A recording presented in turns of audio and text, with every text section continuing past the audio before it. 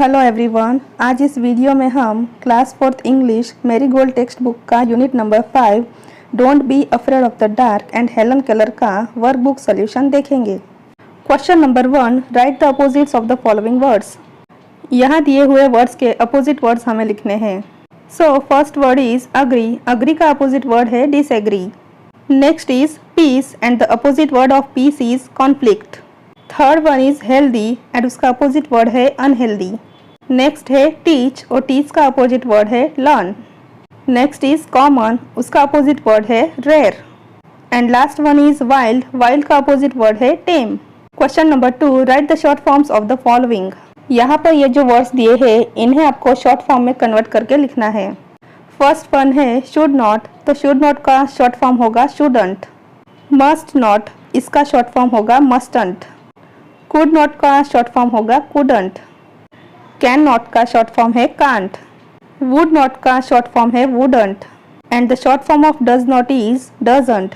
Question number 3, rewrite the following as exclamatory sentences.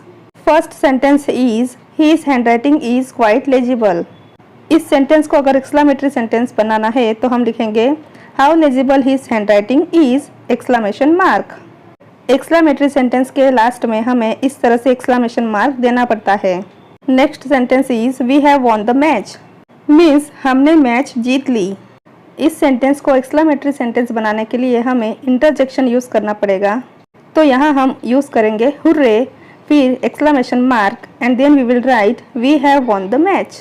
Next sentence is I fell down from the stairs. मैं सीढ़ियों से गिर गई या गिर गया। यहाँ पर सॉरो एक्सप्रेस हो रहा है इसलिए हम यहाँ पर इंटरजेक्शन यूज करेंगे अलास। उसके बाद exclamation mark and then I will write here I fell down from the stairs full stop. Last sentence is it is a beautiful scenery. तो यहाँ पर हम लिखेंगे such a beautiful scenery it is exclamation mark. Question number 4, rewrite the sentences using correct word from the brackets. यहाँ पर brackets में words दिए हैं, उसमें से जो करेक्ट वर्ड है वो हमें यूज करना है। फर्स्ट सेंटेंस है मोस्ट प्लांट्स हैव ग्रीन, उसके बाद ब्रैकेट में दिया है लीफ एंड लीव्स। ज़्यादातर पेड़ों के पत्ते ग्रीन होते हैं, तो यहाँ पर पत्ते मीन्स प्लूरल फॉर्म है इसलिए हम यूज़ करेंगे लीव्स। तो यहाँ पर हम आंसर लिखेंगे most plants have green leaves. Next sentence is Rahul missed 2, फिर ब्रैकेट में है बस बसेस। यहाँ पर ऑलरेडी 2 लिखा हुआ है तो इसलिए हम प्लूरल फॉर्म यूज़ करेंगे, तो आंसर आएगा Rahul missed 2 buses. Next one is we have 2, bracket में है फुट फीट एंड 10, ब्रैकेट में है टो टोज। तो यहाँ पर भी हमें दोनों में प्लूरल फॉर्म यूज करना है। So the answer will be we have 2 feet and 10 toes। Next sentence is Kochi is one of the beautiful, bracket में है city cities in India. So here answer is Kochi is one of the beautiful cities in India, means Kochi India के खूबसूरत शहरों में से एक शहर है। Last sentence is there is only one wall, bracket में है clock clocks in the room. यहाँ पर ऑलरेडी 1 लिखा है मीन्स सिंगुलर फॉर्म हमें यूज़ करना है, तो आंसर है there is only one wall clock in the room. Question number 5, fill in the blanks with correct genders. यहाँ पर हमें अपोजिट जेंडर्स को लिखना है। 1 is already done for you. यहाँ पर मैन दिया है तो उसका लिखा हुआ है वुमन। नेक्स्ट है ब्रदर, तो ब्रदर के सामने हम लिखेंगे sister. Then next is nephew, तो नेफ्यू का अपोजिट जेंडर है नीस। सन, तो उसका है daughter. And last one is prince and उसका आंसर है princess. Question number 6, fill in the blanks with suitable homophones from the word box. यहाँ पर ब्रैकेट में होमोफोन्स दिए हुए हैं।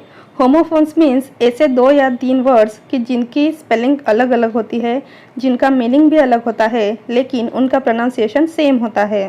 So first sentence is all of us had dash the dash he had created at the party. तो यहाँ पर हम आंसर लिखेंगे all of us had seen the scene he had created at the party. यहाँ पर दोनों scene की spelling अलग है और मीनिंग भी अलग है लेकिन उनका प्रोनाउंसिएशन सेम है, तो ऐसे वर्ड्स को कहते हैं homophones. Next is Rasika booked dash tickets dash us and the answer is Rasika booked 4 tickets for us. Next one, can you dash me Minnie? I am telling you to come dash. Answer is, can you hear me Minnie? I am telling you to come here. Next one, our new dash has dashed the dinner. Answer is, our new maid has made the dinner.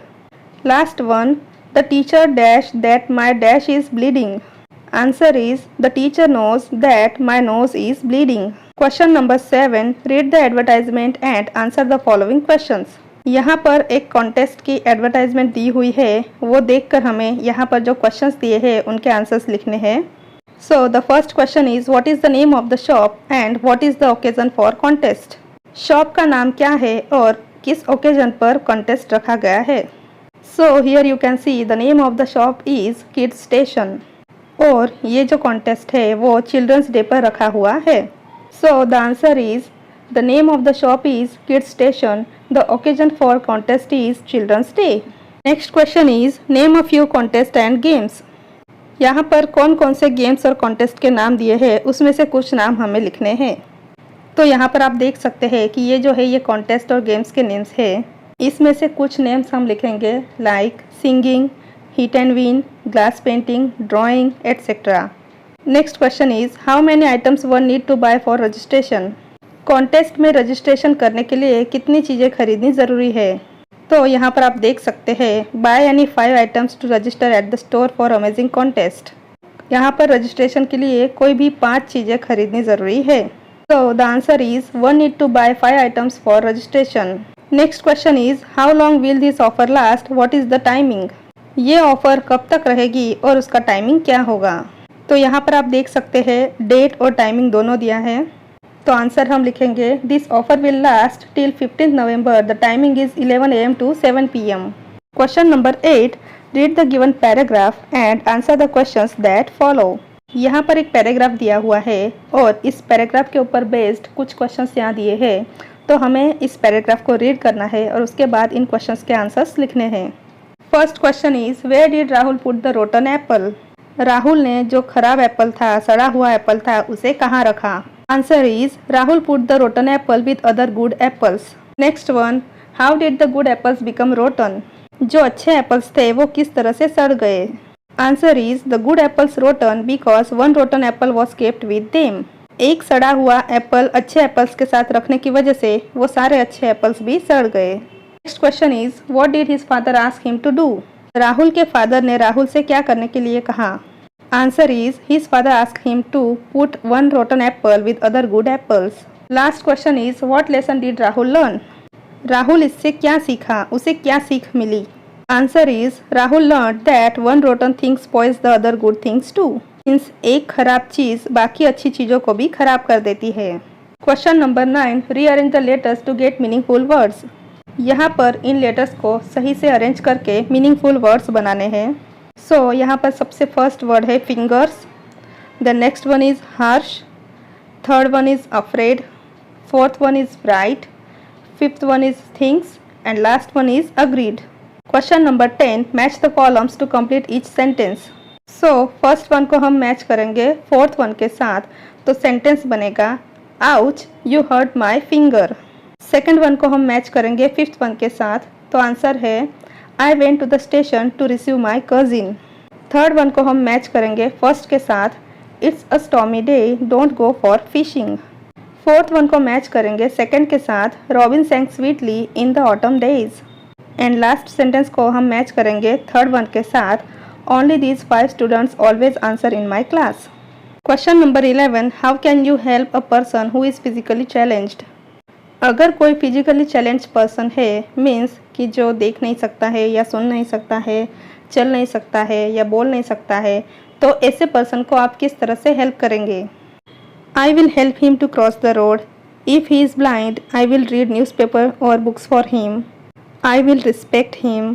I will give him support which he will require for motivation.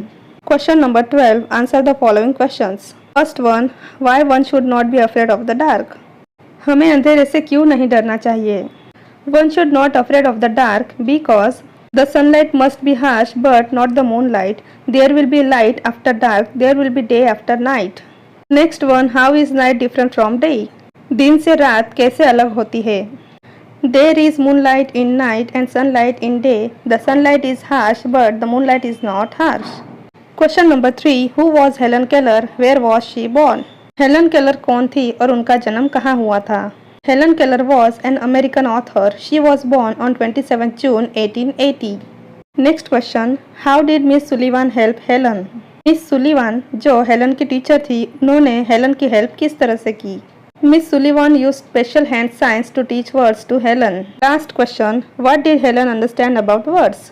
Answer is Helen understood that words were the most important things in the world and that they would tell her everything she wanted to know.